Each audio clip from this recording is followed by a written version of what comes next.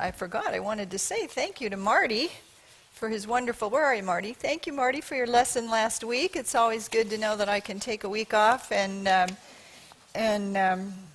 know that you're in very good hands, and so that's exciting. I was at Laguna Beach. You know, somebody has to be there. At a conference, and with my niece Ashley, which is always a great joy for my life, and I'm just crying about it. No, for some reason spring is in me today more fully than before. So thank you, Marty. We get letters and correspondence through the website. Some of you send notes and cards and letters, and you've been praising and appreciating Marty this week by sending messages, so thank you for that. We appreciate it. So, one year for the pastor's birthday, the congregation decided to buy him a new suit. And he was so touched by the gift that the following Sunday he took really special care to, put it on and get the right tie and the right shirt and everything with it. And then he went up to the pulpit and he stood before the congregation, tears of gratitude in his eyes, and he says, "Today I will be preaching to you in my birthday suit." So I won't be doing that, but I will be sharing a good lesson about fearlessness with you. Fearlessness. Have you ever, I'm sure, I don't even really need to ask this question, have you ever faced a crisis that threatened to overwhelm you? Maybe your business that you run was going bad, someone that you trusted ripped you off, you felt taken advantage of in a divorce settlement. Maybe you felt you were taken to the cleaners by some experience.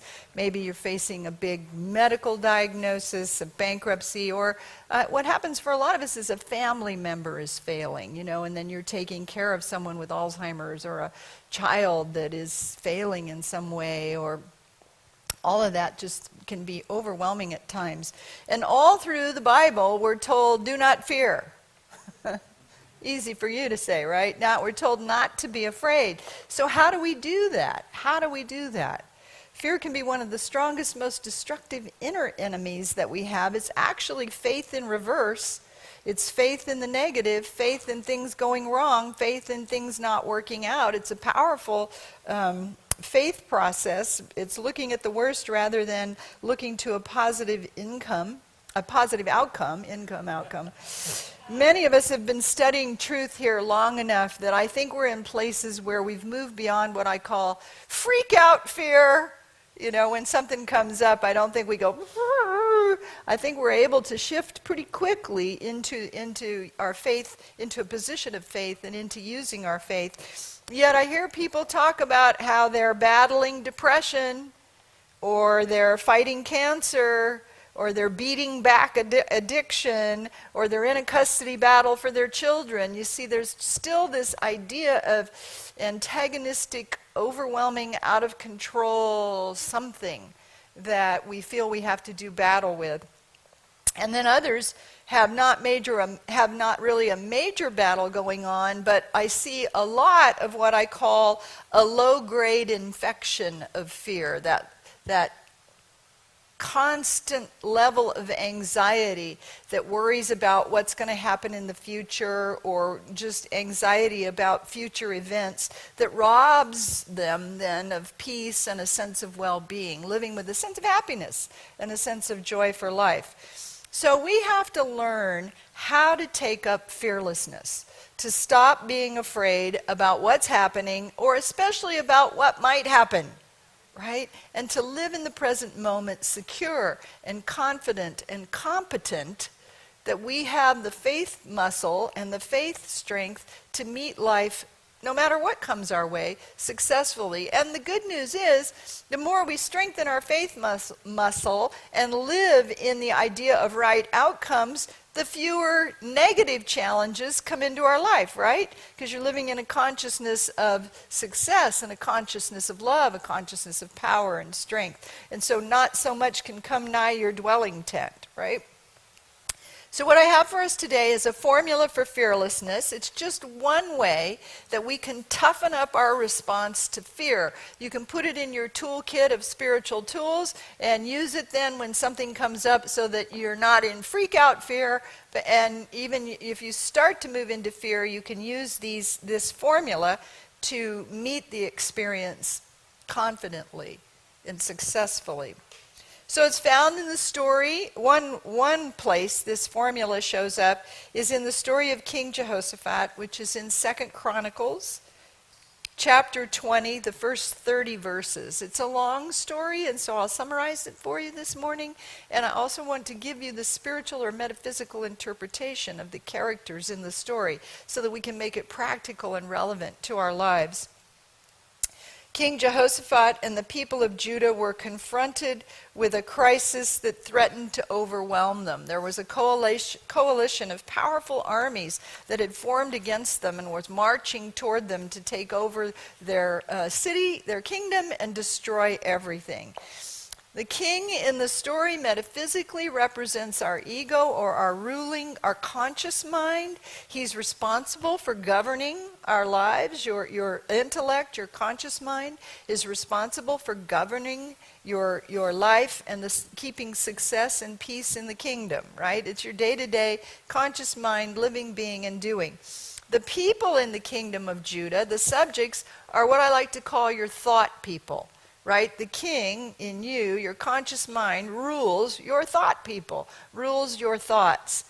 The army, the coalition of armies moving against your thought people and your kingdom is a coalition of negative thoughts, a coalition of negative thoughts and feelings that's seeking to threaten and destroy your sense of well-being, your peace in the kingdom. Right? And so when the king looked out at all those armies coming toward his kingdom, all the negatives and all the physical appearances and all the strength that was coming toward him to seemingly overwhelm him and his kingdom, his first reaction was fear. And that's a human reaction in the conscious mind. I imagine as he looked out at that army of soldiers, he had thoughts like, oh my gosh, this is a huge army. How will I ever defeat them? We don't have enough resources. We don't have enough people. There's no way this can work out. What am I going to do? My whole city's going to be destroyed. I'm going to lose the kingdom. I won't be king any longer. All of those kinds of thoughts. In our own negative army of negative thoughts, when we face something fearful, we may go to something like, where will I get the money? How could I find another job? How will I get over my addiction? What if this gets worse? What if I lose the house? What if it is cancer? See, and we find ourselves in that army of negative thoughts, suspicions, and ungrounded fears that can seek to overwhelm us. But as we look at the story, we see this process of fearlessness that the king moved through. And the first thing he did was something very interesting, and it's easy to miss because you just blow right past it in one passage and you think it doesn't have anything to do with anything, but it does. And the first thing he did that was vitally important and easy to miss was he turned to the Lord. It says he turned to the Lord and proclaimed a fast throughout the land. Now, the Lord, metaphysically, means law. Lord and law are interchangeable, spiritual law. So the conscious mind turned to spiritual law and declared a fast through its entire being, its mind, its feeling, its heart, its circumstances, its beliefs, its appearances, declared a fast from all that negativity. So you could immediately begin to restore peace. So you declare a fast through all the land. Throughout the entire kingdom, it says. He deliberately determined to stop the flood of negative thinking, the flood of fear thoughts, and declare peace. And then the next thing it says that he did was he stood and affirmed, if disaster comes, we will stand before you and cry to you in our distress, and you will hear and save. So he's taking a position. He's pushing out the negative thoughts, fasting from the negative thoughts, and he's going to stand and affirm that spiritual law will respond and save, will hear and save. The word hear comes out of the word ober, which is to obey, which means to listen at depth. So you turn to spiritual law and you know that it can hear you in the depths of your being. And to save is to respond or keep safe and rescue. So he set in operation spiritual law. He activated spiritual law on his behalf. Clear out all the fear thoughts, fast from the negativities, and declare and activate spiritual law, knowing that it can hear and respond. He turned his total focus to spiritual law, and he said, "Our eyes are on you, Lord," meaning his focus was on spiritual law, the activation of spiritual law. And in using his faith muscle in this way, he received a beautiful assurance that's in verse 15. "Do not fear or be dismayed at this great multitude." Isn't that comforting? I mean, when you're facing something that just seems so overwhelming, do not fear or be dismayed at this great multitude, for the battle is not yours, but God's. This battle is not for you to fight. Take your position, stand still, and see the victory of the Lord on your behalf. That's the formula for fearlessness. Don't fear or fight or be dismayed.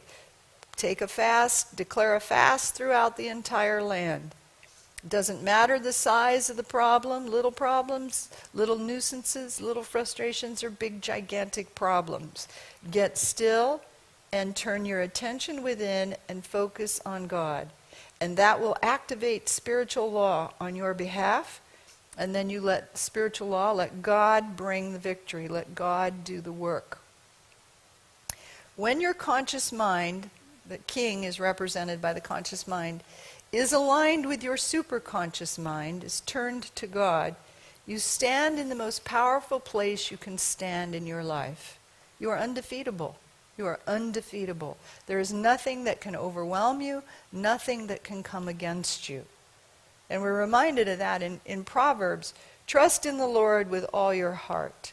Lean not on your own understanding. In all thy ways acknowledge him, and he will direct your path. So we're told to even supersede. Trust with all of our heart. Trust in the Lord with all your heart. Don't rely on your own wisdom. Lean not on your own understanding, but keep your focus on spirit, and God will make straight your way. And we just think we have to do something. That feels like doing nothing, doesn't it? But it's doing the most powerful thing that you could possibly do. What does it mean to trust in the Lord? Trust in the Lord with all your heart.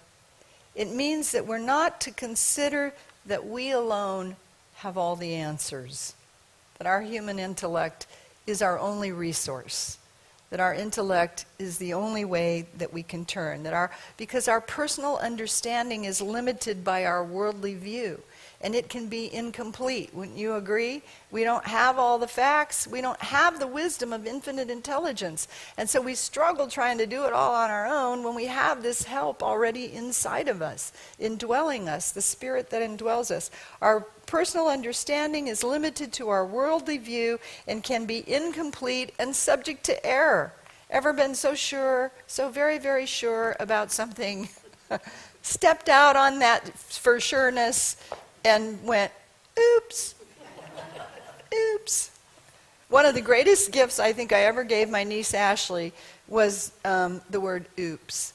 Because my sister-in-law, her mother is British. She would make Queen Elizabeth look sloppy. She's so proper, and so Ashley grew up with this very proper, that's not proper, mind your manners, take your feet down, And so I'm Aunt Ree, and it was just like, I'd do something silly and I'd just go, oops, and we'd start over, and it gave her permission to make mistakes. It gave her permission to be vulnerable. Gave her permission to not have to figure it all out on her own.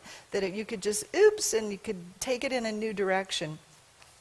So to trust in the Lord is, rather than relying on our own judgment, our human understanding has to be enlightened by divine mind. The conscious mind needs to lift up into the superconscious mind and be illumined, be enlightened. And when we align with divine mind, we move away from the negativity, we move away from the mistakes, we move away from the willfulness of the ego. And super conscious mind, divine mind tempers that in us, blends in us a harmony and a love and an understanding and a wisdom that then makes the decision that we're going to make more right, or most right, I should say. In every part of our being, we allow our mind to be one with the mind of Christ, and we let divine wisdom manifest through all of our decisions. That's how you address fearlessness. Get still. Stop the negativity. Get still. Focus on God. Allow superconscious mind to move in your conscious mind and assimilate and regulate and resolve and restore and inform and enlighten, and then allow for the decision to come through you. The Metaphysical Bible Dictionary talks about, I don't know what I looked up for this, but it was good. So, don't know what word I looked up, but trying to see what it says here, and I can't even imagine. I must have been looking up King Jehoshaphat, because, anyway, false thoughts can invade the various conditions of your life. So the kingdom of good must be established. You command your thoughts to be a stream of perpetual presiding good. Having done this, your whole being will be lifted into higher consciousness. Don't you love that? You command your thoughts to be a stream of perpetual presiding good. Fast from the negativity and command your thoughts. False thoughts can invade the various conditions of your life. Oh, I'm tired. I'm getting old. It's flu season. I'm not as flexible as I used to be. I'm really worried about this. I don't think my kid's doing this right. False thoughts can invade the various conditions of your life, and so the kingdom of good must be established. You command your thoughts to be a stream of perpetual presiding good. I love that. I want a stream of perpetual. Raise your hand if you want a stream of perpetual presiding good in your thoughts. Yeah. I'm perpetually thinking about you in a good way. Yeah. Mm-hmm. Having done this, your whole being will be lifted into higher consciousness. So you can affirm in the face of the greatest difficulties and challenges things like, I trust God for divine right outcomes. That's a stream of perpetual good. Let's put our hands on our hearts. I trust God for divine right outcomes. Together, I trust God for divine right outcomes. Right. If there's anything in your life, I am strong and powerful. I meet this experience with confidence. Together, I am strong and powerful. I meet this experience with confidence. If you're worried about the physicality of your body, I am healed, whole, and perfect. Together, I am healed, whole, and perfect. If there's some confusing something in your life, divine order reigns supreme in my life. Together, divine order reigns supreme in my life. Now, we're in a collective consciousness here. I mean, it's 10x the power in your prayers right now. If there's something in a relationship for you, my relationship is filled with love and harmony. Together, my relationship is filled with love and harmony. Right. Fast from negativity, stand still, declare those spiritual truths. And as you declare these things for your life, you align with superconscious mind and you activate the swift and powerful action of the Holy Spirit to move on your behalf, to do the heavy lifting, you see. Divine mind is constantly whispering to us to lean in. I love the story of the pearl divers. You know how that works? There's two of them in a boat, and they tie a rope around the one that dives down, and while he's down there collecting pearls, the other one holds the other end of the rope and counts the breaths, and knows exactly when to tug on the rope gently so the diver can resurface. They've measured to know exactly how long each other can stay underwater safely. Because you get down there, and I would imagine, get down there and start collecting. You get busy doing what you love, and then you forget about time, right? You forget to breathe. Have you ever forgotten to breathe? Breathe. Well, anyway, so one stays up above, and when the time for the diver to resurface comes, the one above gently tugs on the rope. The one within, the one above, the sacred one. You are tethered to God. You are tethered to God. And when you get in those fearful experiences, you can just get still and feel the tug on the rope. You are tethered to God. The hairs of your very head are numbered. You are indissolubly linked with divine mind. You have a connection that is unbreakable. And when you turn to it, it responds and heals and saves and provides and does everything for you on your behalf.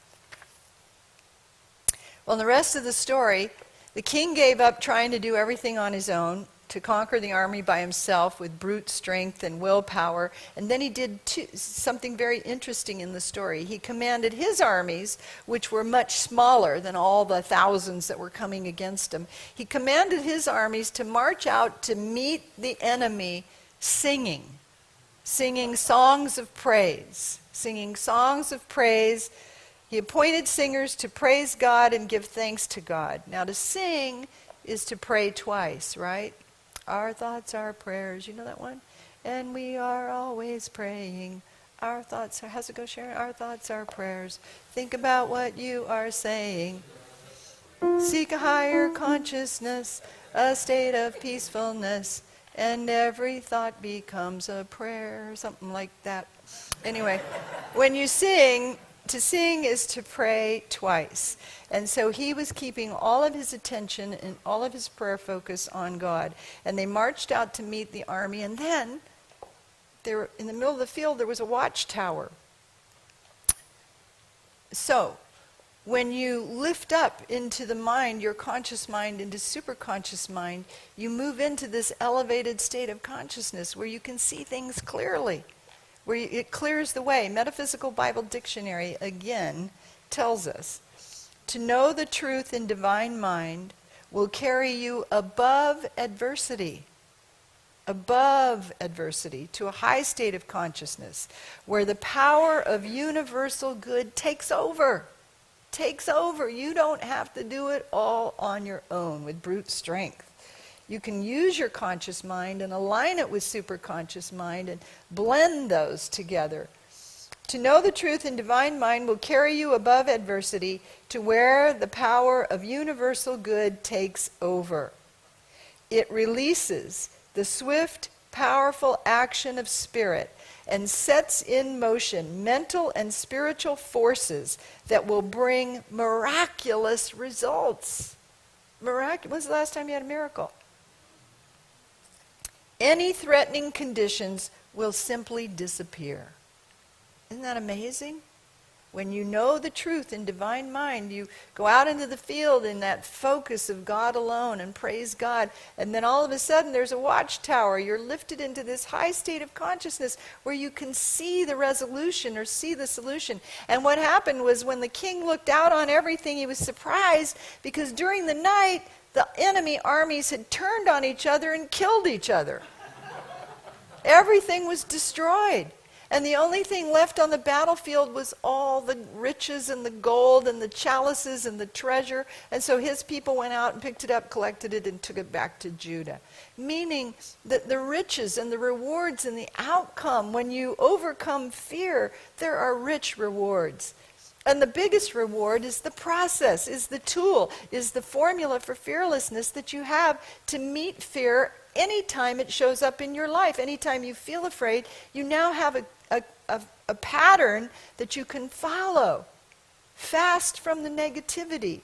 Stand still and declare the spiritual truth so that from a high place in consciousness you activate spiritual law and it releases the swift and powerful action of spirit, sets in motion the mental and spiritual forces that will bring miraculous results, and any threatening conditions just simply disappear.